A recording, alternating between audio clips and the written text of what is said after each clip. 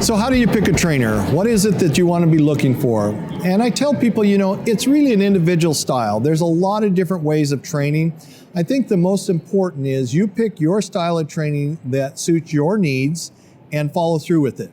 Don't be going to 3 different trainers with 3 different styles and expect the dog's going to understand. You're just going to confuse them.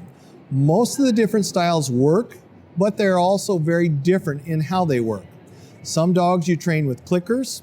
Some dogs you use choke change. Some dogs you use electronic collars. I can tell you I've seen dogs trained with every different method, and I've seen great results with every single one of them. Everybody has their personal preference. I have mine, but it's really important to build a relationship and be able to handle the situations before they get too severe.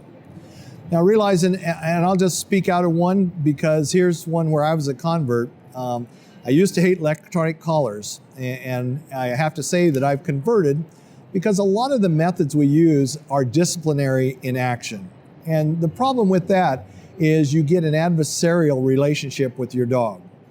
One of the nice things about using an electronic collar is you can put the collar on and let the collar be the bad guy, not you. And just to give you a brief example of how that works is when you use an electronic collar, number one, everybody gets this thought that you're shocking the dog and causing all sorts of problems. Reality, anybody that's teaching that, I'm totally against.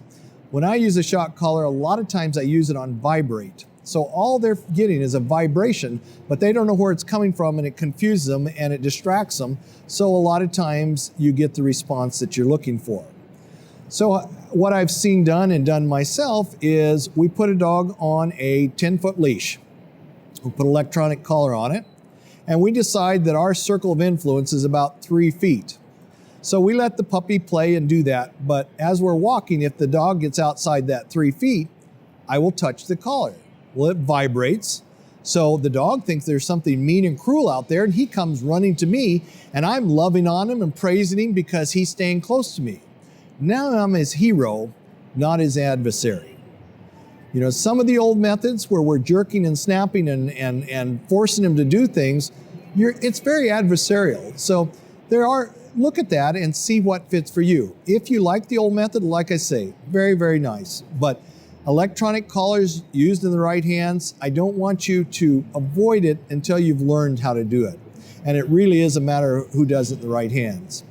One of the things that I will tell you personally I get frustrated with is a lot of times dog behaviors happen when you cannot discipline them.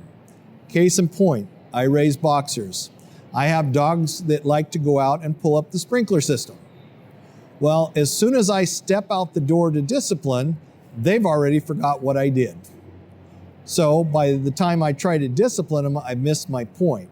Electronic collar is beautiful for that because I can stand in the house, and as soon as they bite down on the drip system, I can give them a little reminder that that's not appropriate. And usually they come running to the house for love because something out there bit them. So there's different methods and things that can be done to do that.